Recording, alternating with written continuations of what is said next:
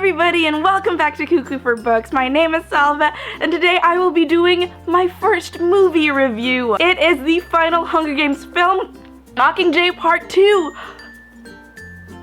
Happy dance! As you can see, I have decked myself out in the perfect goodbye outfit. I also want to talk about how this movie review won't be a review of how accurate it was compared to the book because of two reasons. One, I don't really believe in being a book purist and having everything being identical to the book. And two, I haven't read Mockingjay in like 5 years, so I wouldn't be an expert either way. So this is gonna be my opinions on the movie as a movie and not as an extension of the book. First, the score. The score was amazing. I'm not usually a fan of James Newton Howard as a composer. His score never really stood out for me. That being said, this time when he scored this film, it was amazing. It added so much to the tension, to the emotion in the film. I really loved it. I would be surprised if they didn't market this for best musical scores. Let's talk about the one problem I had in the movie. So much dead space. There were some scenes in the movie that I felt were played out too long. Like, there was one scene in the Capitol and everybody was just staring at each other, and I don't want to spoil who stares at who, but some staring does go down. I went to the bathroom, I came back, and they had literally just finished staring at each other. I was able to pee within the time it took for them to have that stare down. So many overly played out scenes where I was like, let's get to the action, guys. Time's a ticking. I read somewhere that Liam Hemsworth was like, oh yeah, the action in this film never lets up. That's my really bad Australian accent. And I was like, yeah, right, Liam, sure, it never lets up. There were times when I felt like, okay, I could take a little nap. There were rests between the action, for sure, Liam. I don't know what you're talking about. Another problem I had with this film was, okay, so I can get over everything being dark, like literally aesthetically dark. You can't have a sewer scene and not make it be dark. That's just the reality. My problem is, why was everyone mumbling? Like, not only were they speaking like really low, but then they would slur their words. Like, there was this scene where I just knew that Snow was laying out like important exposition, but I couldn't understand him because he like talks like, and I'm like, dude, what are you saying? I know I need to hear what you're saying, but I don't understand. I just can't. Stop mumbling, people. Can I just add that Snow's final outfit was on point? Like, that red and black brocade suit was that was beautiful. I'd wear that. That was The emptied Capitol was exactly like I imagined it in the book. It was amazing. It was one of those times when it fully matched the picture in my head, and I was so happy to see that. And now for the spoilery sections of this review. So while they were in the Capitol, they had all these pods and they were all being set up, and it was gonna be like the Hunger Games with traps, and they set off one that sets off an oil flood. And that was the most exciting thing ever. It was probably my favorite part in the whole movie, with the exception of the ending, but we'll get to that later.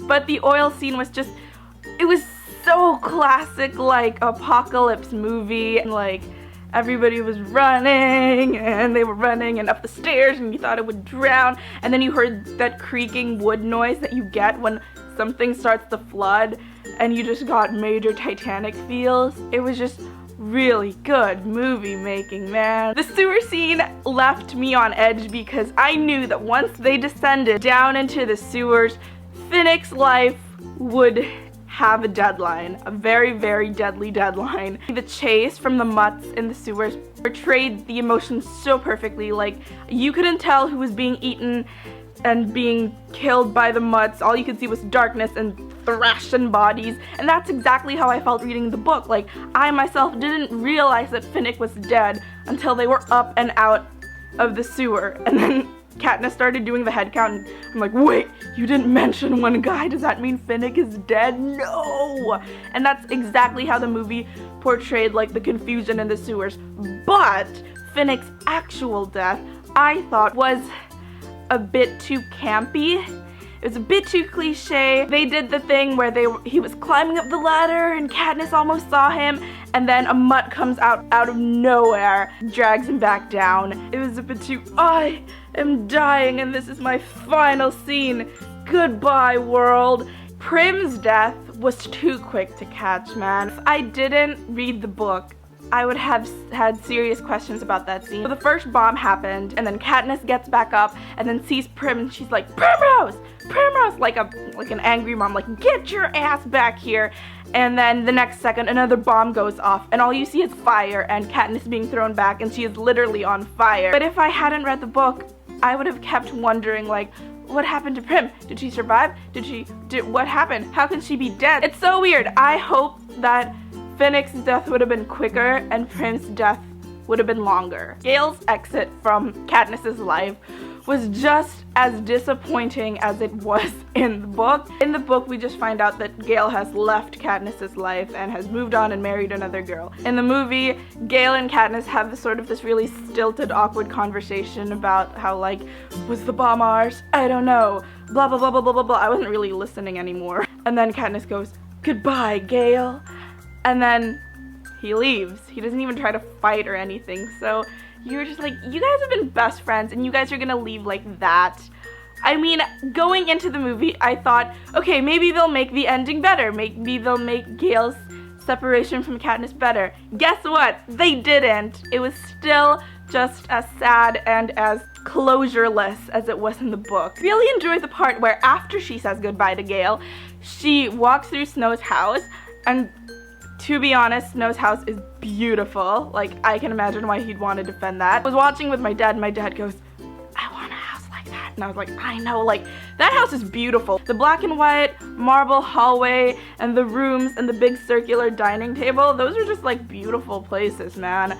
So the finale of Katniss executing Snow was just so magnificent. There are no other words other than it was magnificent. Her walking through the avenue of tribute, just the music and the crowd forming behind her just gave me goosebumps, and I was thinking while watching it, I was like, if there is a way to end a movie series, that was it. That was beautiful. That was beautifully done. I kind of laughed towards the end where Alma Coin comes out in this ridiculous costume. It was light blue and she had a cape, I kid you not, and she had some form of tights on and boots, and like knee-high, high-heeled boots, and it was too hilarious. It was such a serious point in the movie, and then she comes out like, superhero, Alma Coin to the rescue. I don't know if this really happened in the book, because like I said, I haven't read the book in quite a while. I was really happy when I found out that Annie had a boy who looked like Finnick. Somewhere in the back of my mind that rings a bell, but I was just really taken by surprise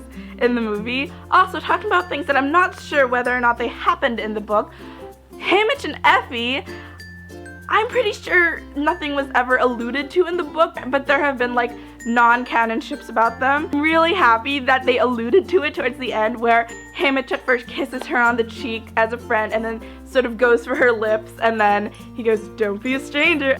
Yeah, man! There was one scene towards the end, it filled me with sort of a nice bittersweet, oh, this is it, this is the goodbye feeling, where Peeta and Katniss are just sitting by the doorway and it's raining, and Katniss just sort of looks at Peeta, and then I got a strong case of this is it, this is the end of our franchise. All in all, it was a good movie. There are boring parts, but the action scenes more than make up for them. Brilliantly executed. They were amazing.